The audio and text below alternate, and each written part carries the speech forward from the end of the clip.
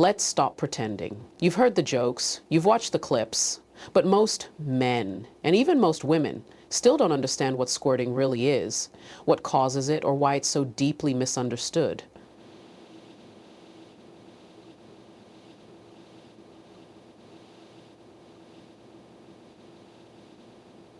And a few have experienced it, but have no idea how they got there. Here's the truth. Female ejaculation is not a myth. It's not magic. It's not a porn stunt. It's a neurological, emotional, and physical response that only happens when the body and the brain are in complete harmony. And if you want to be the man who unlocks that experience for her, not to prove something, but to create deeper intimacy, you need more than tricks. You need understanding. Today, we're breaking the silence. Here's what squirting really is, and the 5 techniques to help her experience it naturally and powerfully. Let's start with the science, because the myths are loud, but the truth is louder. Squirting, or female ejaculation, is a real physiological process. It's not urine, though it may contain traces of urea or creatinine because it passes through the urethra. What's released is fluid stored in the Skene's glands, often called the female prostate, which are located near the G-spot. During arousal and deep stimulation, those glands swell and can release a clear or slightly milky fluid that's chemically closer to prostate fluid than to urine. So why is there confusion? Because unlike male ejaculation, female release isn't always tied to orgasm, and it isn't always predictable. That's why even many women have never experienced it or aren't sure if they have. The truth is, most women can squirt, but their bodies have been conditioned to hold back, culturally, sexually, even emotionally. Because for a woman to release at that level, she doesn't just need stimulation, she needs surrender.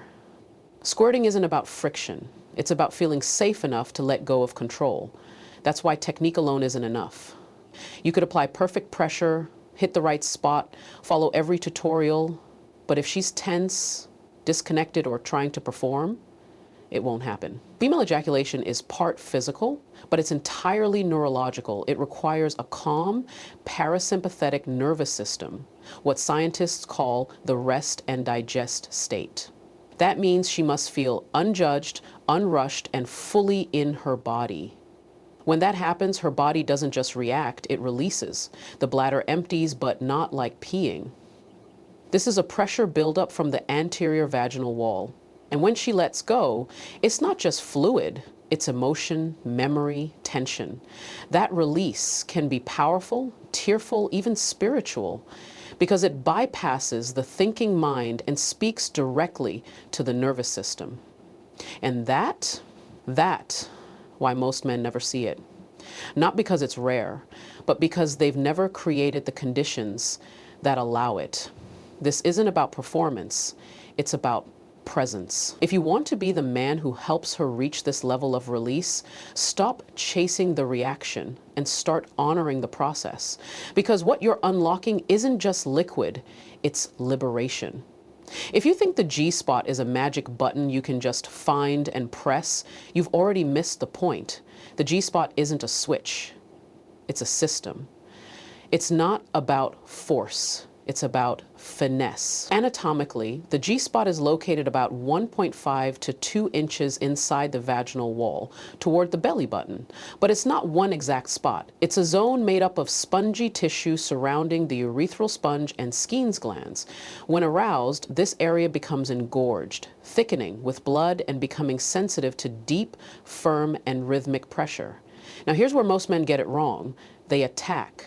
They rush. They go too hard, too fast, or think more friction equals more pleasure. But stimulation is not a race, it's a rhythm. And when it comes to the G-spot, the magic isn't in the strength of your hands, it's in the sensitivity of your presence. You have to tune in, listen with your fingers, follow her breath, her sounds, her subtle shifts. Because this zone responds to consistency, not chaos. The most effective motion is a slow, firm, come here gesture using 1 or 2 fingers, curved toward the front wall of the vagina. But technique is only part of it. What matters more is the timing. You don't jump to the G-spot cold. You start with external arousal. You build blood flow. You activate the mind. Only once her body is relaxed and open does this kind of deep stimulation feel pleasurable, not invasive. When done right, G-spot stimulation can create a sense of pressure, almost like needing to pee. That's normal. In fact, that's often the edge just before release. If she's been conditioned to hold back, she might tighten or stop. That's your cue to slow down. Not stop, but reassure, stay steady. Let her know she's safe. Because the urge to control is the very thing that blocks the release. This moment is where emotional connection meets physical mastery. It's not about giving her an orgasm. It's about creating an experience where she can surrender, knowing you're not there to conquer her body, but to meet her exactly where she is. That's the difference between stimulation and transformation. That's where intimacy begins. And that's how you unlock not just her G-spot, but a part of her trust no one else has touched. You could have the perfect technique, the right rhythm, and all the anatomical knowledge in the world, but if she doesn't feel emotionally safe, she will never release. That's not opinion. That's biology. A woman's nervous system is the true gatekeeper of arousal. And if she senses judgment, pressure, or performance expectations, her body shuts down. Not out of rejection, but out of protection. This is what most men never understand. Female arousal is not linear. It's responsive. Her body doesn't respond to friction alone. It responds to the feeling of safety, of being fully seen, fully accepted, and completely unhurried. That's why a woman can enjoy intimacy with someone she likes, but still hold back. Because trust doesn't live in the bedroom. It lives in the moments before it. Creating emotional safety means more than saying, "You're safe."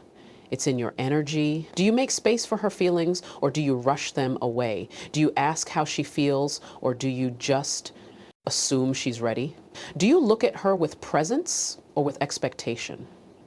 These small things tell her whether she's free to surrender or if she has to perform. Neuroscience shows that safety activates the parasympathetic nervous system, the rest and digest state. This system is essential for arousal, orgasm, and yes, squirting. If she's in a state of tension or anxiety, her body will literally block the release. It's not about willpower, it's about nervous system regulation. If she feels rushed, judged, or like she's supposed to squirt, it won't happen. Real men don't chase outcomes, they create environments. And the man who learns to slow down, hold space, breathe deeply, and focus more on her experience than his ego is the man she remembers. Emotional safety isn't soft, it's powerful.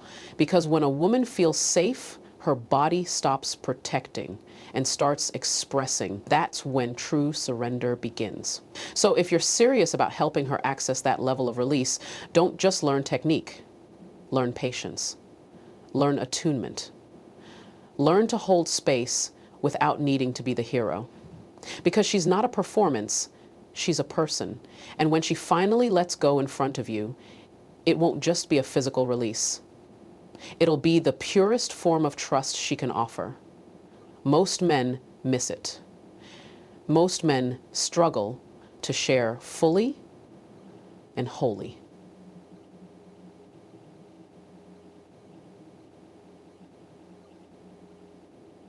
Most men miss it.